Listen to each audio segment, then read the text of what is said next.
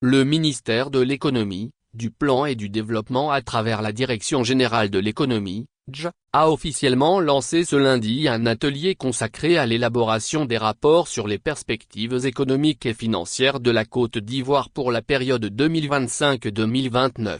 Cet atelier, ouvert ce mercredi et qui se tiendra du 14 au 18 octobre 2024 dans un hôtel à Cocody-en-Gré, réunit des experts pour examiner les défis économiques à venir, ainsi que l'intégration régionale dans le contexte de la CEDEAO et de l'UEMOA.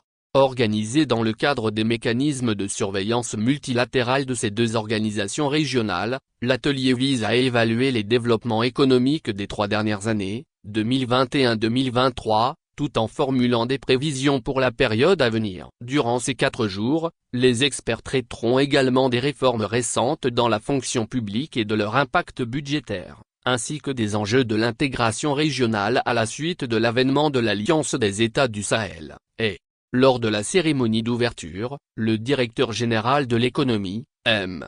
Sansan-Yin, a souligné la solidité de l'économie ivoirienne, soutenue par la mise en œuvre du Plan national de développement, PND, 2021-2025.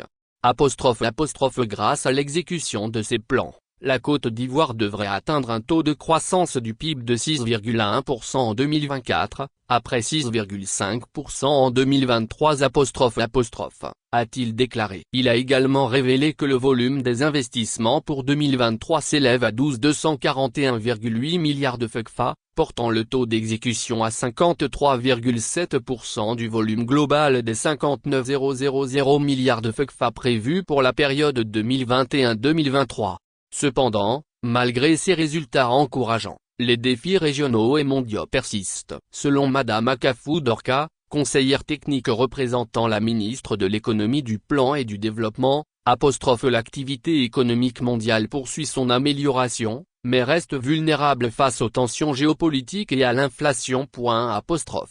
Elle a également mis en exergue les menaces spécifiques à la région telles que le terrorisme, l'extrémisme violent et les changements anticonstitutionnels, qui compromettent la stabilité et la sécurité.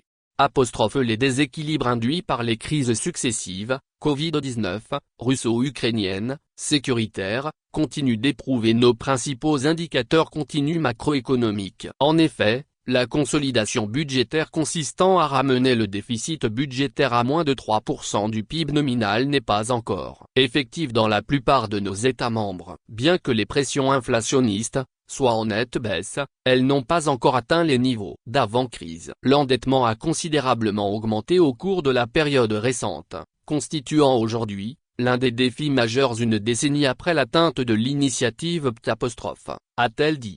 Poursuivant, elle a fait savoir cela est essentiel pour assurer la consolidation budgétaire tout en maintenant le financement des secteurs moteurs de l'économie afin de préserver notre trajectoire de croissance a mentionné Akafou Dorka. À l'issue de l'atelier, les rapports élaborés seront soumis pour amendement aux membres statutaires du Conseil national de politique économique, CNEP, avant leur validation par la ministre de l'Économie, du Plan et du Développement. Ces documents, qui incluront des prévisions économiques à moyen terme et des recommandations politiques, devront être transmis aux commissions de la CEDEAO et de l'UEMOA au plus tard le 31 octobre 2024.